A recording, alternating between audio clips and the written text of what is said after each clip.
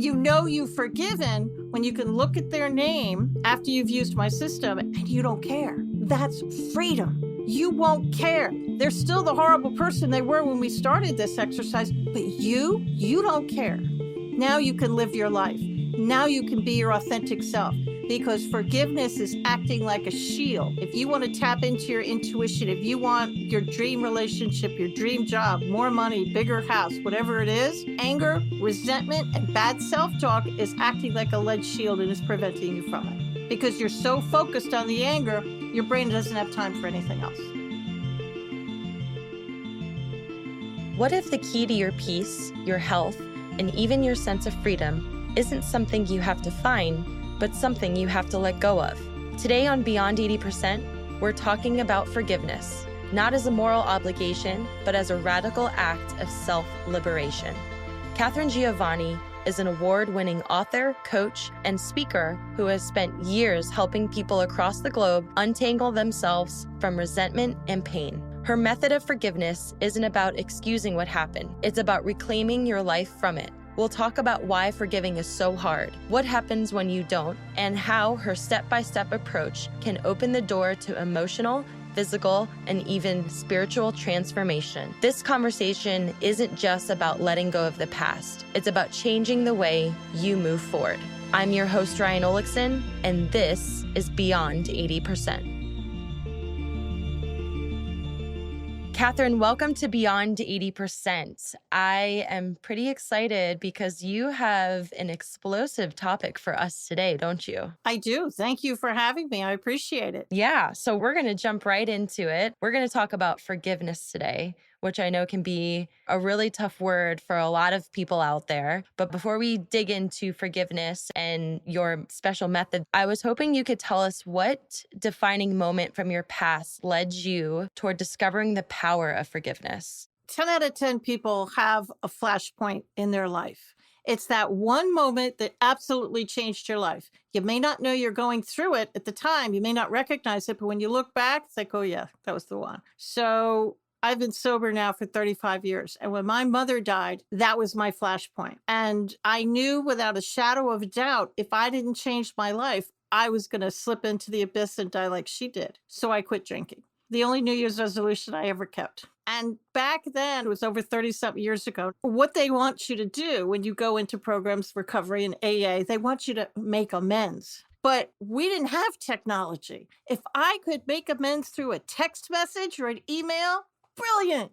I had two choices and I was painfully shy back then. And you could either call them up on the phone, which was horrific because then you risk getting yelled at, or you could see them in person, which was worse. So I started to forgive people in my own living room and didn't tell anybody I was doing it. And I accidentally stumbled on the first part of my forgiveness system. And that's how I've been teaching it ever since for like 20, 30 years. And what was the decision that got you thinking about writing the book, The Ultimate Path to Forgiveness? What was the decision to actually spread it out to the world? Ryan, our world is broken. The way through is through forgiveness. It's such a unique system and it's so easy to implement that I wanted to get it out. Here's the thing about forgiveness. Everybody tells you to forgive. Your teacher, your parents, everybody. Okay, how?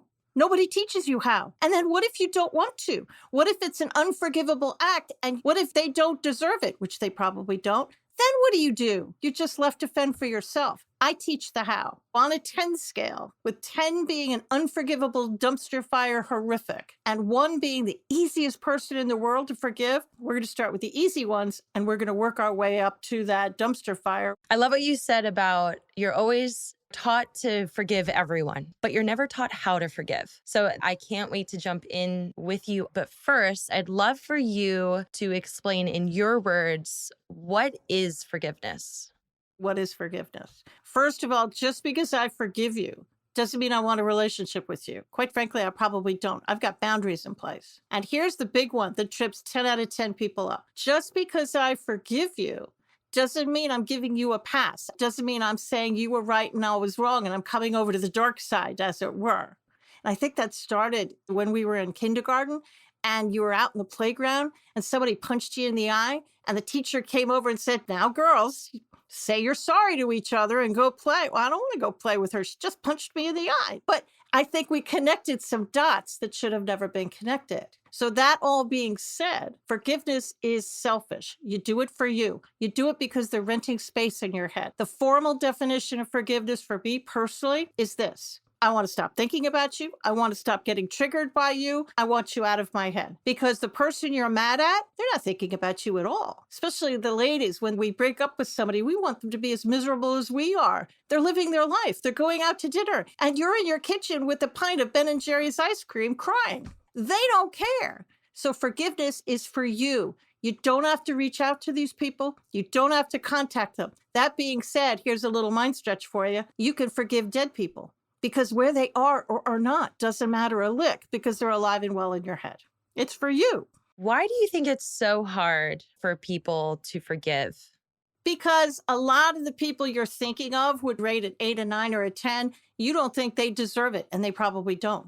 They 100% don't deserve it. They hurt you desperately. We can forgive the easy ones. We can forgive the person who cut us off in aisle 5 of the grocery store yesterday. We can forgive those people. But those hard ones, they're a bear. Because you think, if I forgive you, it means I'm giving in. I'm excusing what you did. I'm not excusing Jack. I'm doing it for me. You still have to go to jail. You still have to make amends. You still have to deal with the fact that I'm never going to talk to you again. I'm doing it for me because I want you out of my head. You know you've forgiven when you can look at their name after you've used my system and you don't care. It happened to me a bunch of years ago, and one of them in particular really irritated me. Whenever I saw her name on the screen, it used to just send me flying. It'd have to peel me off, scrape me off the ceiling. This particular day, I do my own work. I do my own exercises. And I looked at her name, and I think it was her birthday or something. And I was sitting right here, and I caught myself. And I thought, wait a minute. I didn't care. Even wished her a happy birthday. That's freedom. You won't care. They're still the horrible person they were when we started this exercise, but you don't care. Now you can live your life. Now you can be your authentic self, because forgiveness is acting like a shield. If you want to tap into your intuition, if you want your dream relationship, your dream job, more money, bigger house, whatever it is, anger, resentment, and bad self-talk is acting like a lead shield and is preventing you from it. Because you're so focused on the anger, your brain doesn't have time for anything else. Yeah, so I want to dive into that a little bit more. And why do people want to hold on to that anger? What is the psychology behind that, would you say? Because if I believed that if I forgive this person, that I'm going to help myself by doing so, why is it so hard for me to be able to do that? Because it's your story, man. Listen, I come from a pretty rough background, not as rough as some, but it was rough. I grew up with 2 alcoholic parents. I was terribly bullied in grammar school and tried to commit suicide because of it. So I was kind of battered around for a little bit. I wore that story like a badge of honor, like Superwoman's cape. Look at what I survived. I survived this childhood. I survived suicide. I survived alcoholism. Look at what I've done. But if you lose the story, who are you? Even if you're a battered wife, or you're this or you're that or you're the next thing, losing your story is scary. But here's the thing. For anybody listening, I'm going to talk you through the visual that I'm going to show Ryan right now, but I'm holding a purple coffee cup in front of me, and I'm holding it off to the side of my body. The purple cup represents anger, resentment, bitterness, all those things. Now, if I come to Ryan, in a session, she's going to say, well, you're angry. And I say, no, I got this. I can manage my anger because I can. Look, I'm holding the anger off to my side. But the longer I hold on to this, if I don't take anything out of the cup, it's going to start to get heavy. So now I'm using 2 hands to hold up the cup, still to the side of my body, but look at my body language. It's starting to affect my life now. I'm still putting more stuff into the cup. Well, now I'm holding the cup in front of my face. I can't even see her anymore. My dream job just walked by. I missed it because I was so focused on my story and the anger. My dream money came through. My dream relationship, a way to get healthy, and I didn't see it because I'm still holding on to the anger. So by doing my system and starting with the easy ones and working your way up to the unforgivables, the cup is back over to my side. Look at my life. It's opened up again. We can talk to each other, and I might just admit maybe I was a little bit angry, and it's going to start to seep out, and the cup's going to get lighter, and eventually you can put it down. Now I can be the authentic person I was always meant to be from the beginning. I love this concept of forgiveness is letting go a part of your story or a narrative that you've attached yourself to. Yeah. Frankly, I've never heard forgiveness explained in that way. And I think it resonates a little bit better than this thought of giving forgiveness as a moral obligation, like we talked about before. No, there is no moral obligation to forgive anybody. Do it for you. You don't do it for them because they don't care. Yeah. What a great lens to look at it through, because we all have our number 10 and it's like, I can't possibly forgive that person. It's impossible. But now to look at it from that person wrote a part of my story that in some way, shape, or form I'm attached to. This is my story. I don't want to let go of it. I absolutely love that lens. And so when we talk about it's scary to let go of the story, from your personal experience, Catherine, can you talk about that a little bit more on a part of your story that you needed to let go and what that looked like? I can actually. And I'm going to tell it to you by telling you how to use the system. The reason people don't stay forgiven, I get a lot of people say, Catherine, I did the work, but they're not staying forgiven. People have a nasty habit of pissing you off again and again. You're right back there automatically. That's because you didn't forgive the energy. Science has proven that everything on our planet has an energy field around it, including this little silver microphone that I'm speaking into. Everything has energy. And when you get angry, you think it leaves your mouth and it dissipates in the universe. It does not. It stays in your energy field until you clear it. So we're literally walking around in these little clouds of anger. And that's why you keep getting irritated. So I'm going to have people sit down and write a list of everybody they think they need to forgive. And I'm my own guinea pig. I must have written 60 people on my list. So this is the start of your process, Yeah. just to clarify. Write it all down. Now, the first 5 names are going to be the people you're the pissed off the most. Everybody does. Keep going. Don't judge the list. Write names. You might write a name from grammar school you barely remember. Some part of you is angry at somebody named Tom who irritated you however many years or months ago. And I want you to keep going. Remember the kids in grammar school. Remember the kids in high school. Remember your 20s, 30s, 40s, however old you are. Then I want you to rate these people from 1 to 10. 10 being awful, 1 being easy. You could have 20 number 7s, but what I do care is you start with the easy one and work your way up. So I want you to put your hand in your heart, and I want you to imagine that the person you're mad at is standing right in front of you. And I want you to be alone in the room, and here's where you're going to start to twitch a little bit. I want you to imagine the person's in front of you, but don't imagine the adult. If you're forgiving somebody from grammar school, I want the kid in front of you, not the adult. And I want you to start with the person you labeled a number 1.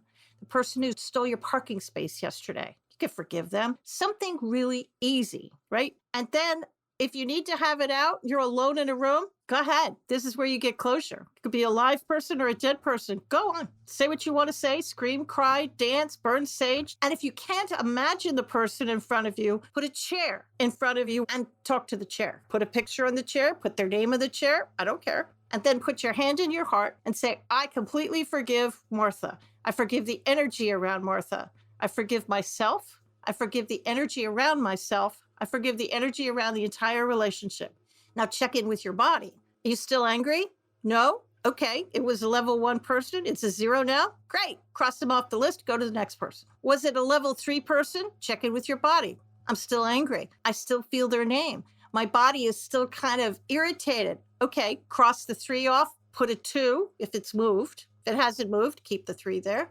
Wait 24 hours, do it again. And this happened to a friend of mine, and she was sitting right in front of me at the time. It was a level 5 person. She just did that one little pass. And she said, it's a 10. I looked at her and I said, it went the other way, didn't it? She said, yeah, I'm really mad now. What happened? The brain is a wonderful tool and it protects you. There's a closet in the back of your brain and it's padlocked. And there's a movie running in the closet. You turn it off if you knew it was there, and it's affecting your life. And what your brain did said, Ryan's ready. She just said the magic password, and it opened that closet door and flooded your brain with memories. So you cross off the number 3 or whatever it was, put a 10, wait 24 hours, try it again. So when I did this exercise, I did all the easy ones. And eventually I got to one of my hard ones, one of the bullies in school. And at the time I was in my 50s. I'm in my 60s now. And I thought, it's absolutely freaking ridiculous that a 50-something-year-old woman is sitting here upset about something that happened to her decades ago. I should be beyond this. but I wasn't. And I couldn't forgive the bully. And quite frankly, I was so angry, I couldn't forgive the energy around the bully either. I didn't want to. So I picked apart the memory. Everything has energy around it. So I forgave the energy around the school. I forgave the desk I used to sit at and the chair and the energy around the desk and the chair. I forgave the classroom. I forgave the playground, the energy around these things. Still haven't forgiven the bully yet. I forgave the kids that stood around and didn't help. I forgave New York City. Not kidding. The energy around New York City. I forgave 1974. I actually sat there and said, I completely forgive 1974 and the energy around 1974, because that's the year I tried to commit suicide. Still haven't forgiven the bully yet. And then I checked in with my body, and the number 10 was kind of a 9.5, but I felt better. And I realized maybe I was ready to dip my toe into the water and maybe forgive the energy around the bully.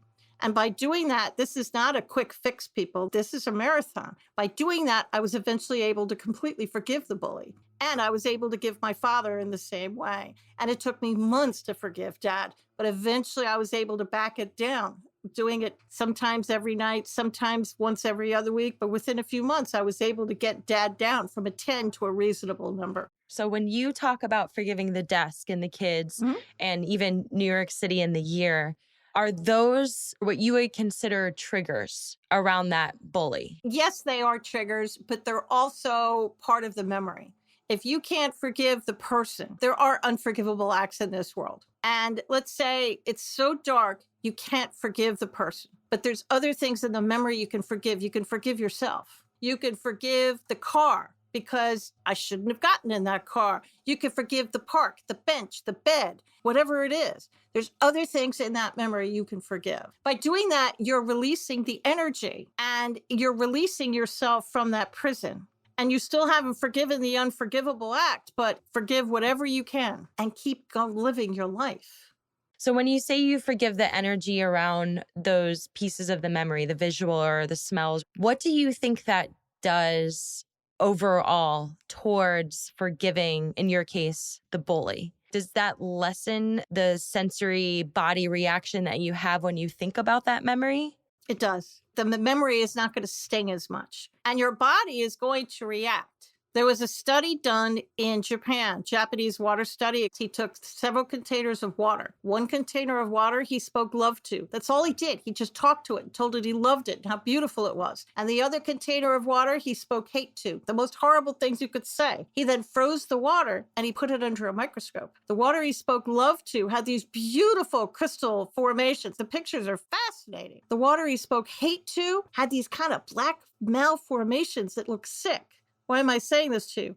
The human body is over 95% water. So when you're sitting in your anger and your resentment and your sadness and your self-talk is awful, what do you think you're doing to the water cells within your own body? You're literally making yourself sick from the outside in. So by forgiving parts of the memory, by forgiving the energy, you're healing the water cells within your body and you're going to start to feel better. I love that. And we've also done episodes in the past that we explore how your emotions do make you sick and how that affects your internal chemistry. So I absolutely believe that. And I think, too, we can all name someone who does live in a place of resentment and anger most of the time. And we can notice that difference when someone does need to forgive a little bit and help themselves. And so I just want to circle back when it comes to your story. As you were forgiving these objects, the city, the year, and eventually the bully, what would you say is the part of your story that you had to let go when you did that? When it comes to the bully and New York, I can now go back to New York City and it doesn't bother me anymore. I can walk by that old grammar school and I really don't care anymore. I can look at my father's been dead for many, many years. And as I said, just because I forgave him doesn't mean I want a relationship with him. And a podcaster asked me, well, do you have a picture of your father displayed in your house? Good question. I do not. I have his picture, but it's in a cabinet because just because I forgave the man doesn't mean I want to see his face every day. So the energy, it's made me feel better. I can look back into my childhood and I don't regurgitate those horrible memories anymore. I actually remember the love that was there. One of the other things that is wrong with what people think is they say you can forgive and forget. I'm from New York City, and I think I can speak for everybody who's a New Yorker. We don't forget anything. It's not in our DNA. Not going to happen. So you're not going to forget. That's wrong. That saying is 100% wrong. But here's what's going to happen. You're going to remember other things. I remember the love and the adults that were trying to help that kid back there. I remember the love that was around us. I remember our dogs who loved me desperately. I remember the people. So now when I look back into my childhood, I see the love and the laughter that was there. I don't necessarily remember the bad stuff anymore. So I want to go back to the forgiveness method and just make sure we really hit on the core stages or parts that readers should know so that after they listen to this episode, they can go ahead and start making their list. What are the most important parts, would you say, of doing this method? One of the most important parts of the method is to start with the easy ones and work your way up. As you forgive the easy ones, you're going to start to feel better. You're going to start to look better. People are going to notice because your energy is changing and they're going to feel it. There are also people that you live with are going to want to sabotage it because they like the old you. They like the broken you because they don't want you to change. And then you're going to have the people you're running with now who are just going to leave. I had a bunch of them. They were really good friends of mine. They were gone. Hurt. I had to put them on my list. And so I want you to not judge the list. I want you to start with the easy ones and work your way up. Here's something really important I have to tell you all. When you do this method, a few things are going to happen to you. One thing is most people get really tired. So I want you to do this after dinner, preferably before bed. I usually keep my list of people I want to forgive on my nightstand. And some people, especially if it's a high level person, like an 8, a 9, or a 10, you might spend some time in the bathroom. It is just your body's is just clearing itself out. As you forgive people, you might feel pressure in like your solar plexus, and anybody doesn't know that's right in the center of your body. You might feel a lightening. Don't even be scared of that. That's just the energy working its magic on you.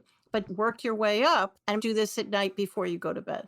So I know your book lays out a very clear roadmap on how to do this, but how would you explain how intuition and energy work alongside the process of forgiveness in practical terms? When you're writing, your anger blocks your intuition, flat out. 10 out of 10 humans on the planet are intuitive. You either see it, feel it, know it, or you sense it. Everybody does it. And this is like our gut instinct. It's your gut instinct. It's women's intuition. That's what women call it. Men call it their gut, knee-jerk reaction. Every human on the planet does it. And the thing about anger is the anger will block your intuition.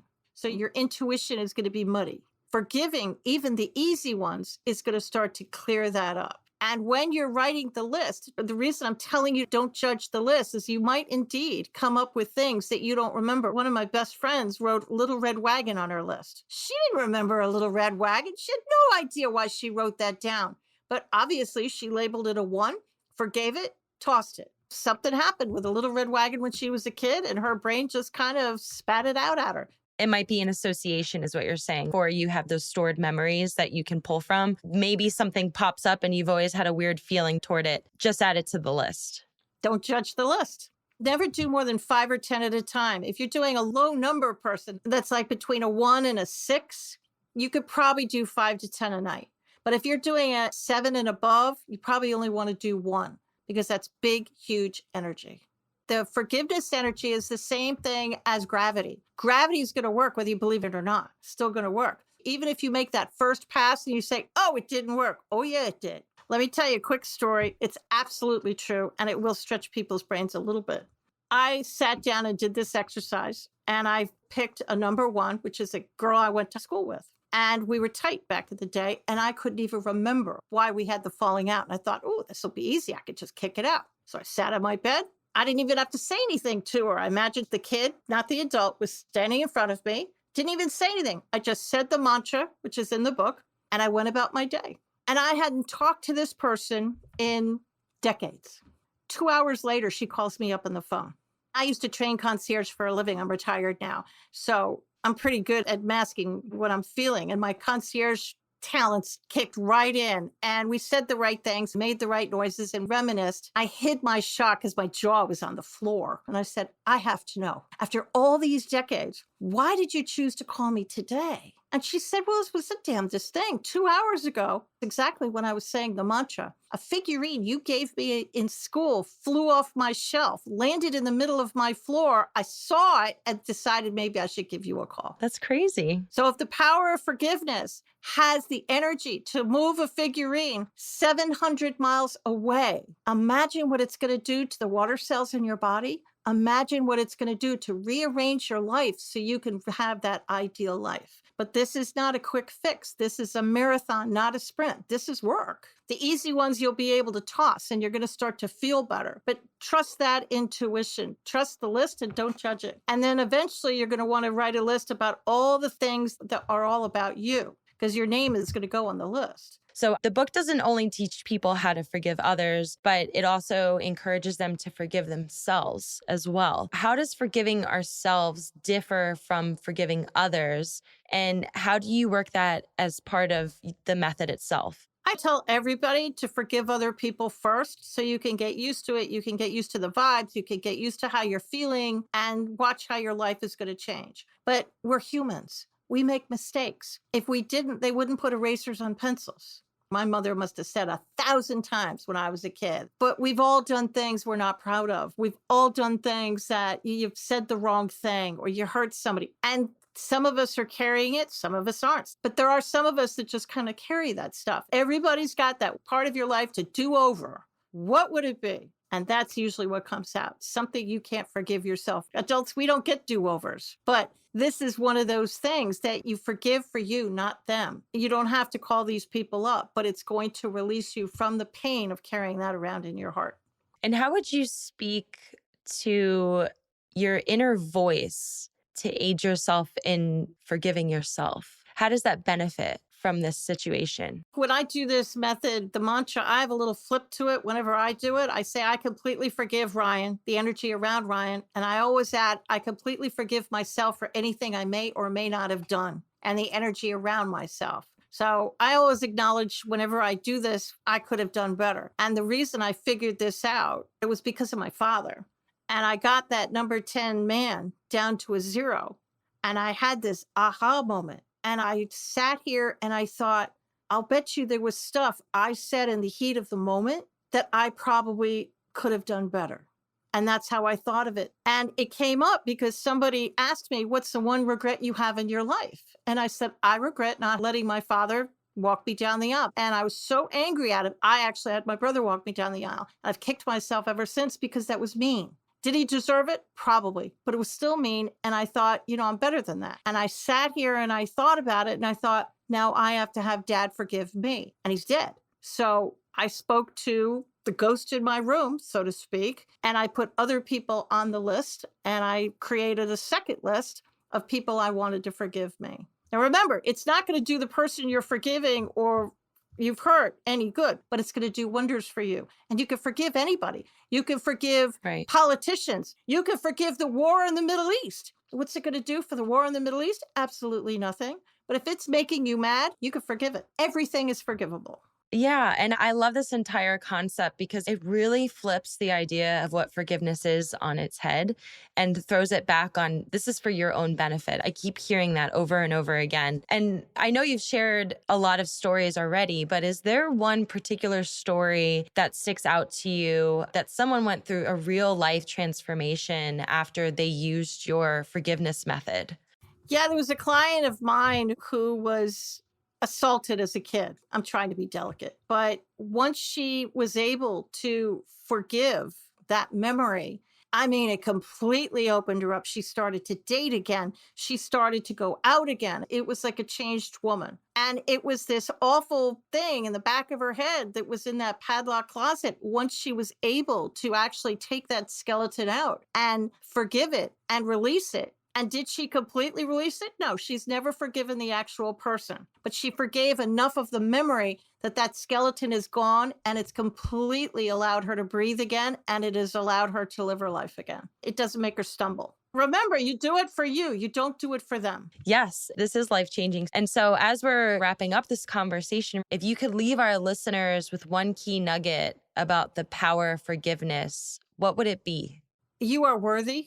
women especially, we have this worthy problem, and you are worthy enough to live a life of joy. You are worthy enough to have a relationship that is healthy and joyful. You are worthy enough to live a life that you've always wanted to live. And forgiveness is a way to open up that. Is your life going to dramatically change? Yes, because sometimes we have to break something to fix it. It's going to result in better people coming into your life, like-minded people coming into your life, more loving people into your life. There was a very famous quote by Jim Rohn that changed my life. And he said, you are the sum of the 5 people you spend the most time with. So once you start in your forgiveness journey, who are you spending your time with? You get to choose. Keep the ones you like and walk away from the ones you don't. And if you can't walk away from the ones you don't because they're blood relatives, which happens, then just start spending as much time as you can with other people that are just, as my mother used to say, much more better. I love that quote and how true that is. It definitely gives me a lot to think about. I'm sure other people as well. Before we close this out today, Catherine, can you let everyone know where they can find your book? And I know you have an upcoming webinar. Can you give us the information for that as well? You can buy the books on Amazon, but you can also go to my website, which is CatherineGiovanni.com. And Catherine, thanks to my mother, is spelled Katharine, Giovanni.com. And I do have an online class that is going to be coming up in October. It's a pretty easy class. You're going to be getting emails into your inbox over the course of 30 days. I just want to say, Catherine, this method is awesome. Thank you so much for coming on today and sharing it with me and all of our listeners. And I think I have some forgiving to do. It's been my pleasure. Thanks for having me. If you want to learn more about forgiveness or starting your own journey, I highly recommend Catherine's book, The Ultimate Path to Forgiveness. Make sure to check the show notes below to explore Catherine's resources on her website, tools, and compassionate guidance. I'd love to hear your thoughts on this episode and further topics we can explore on this podcast together. So leave a comment below or reach out via email at beyond80%@gmail.com. Make sure to subscribe to the show so you never miss an opportunity to think, question, and evolve. I'm your host, Ryan Olexson, and this is Beyond 80%.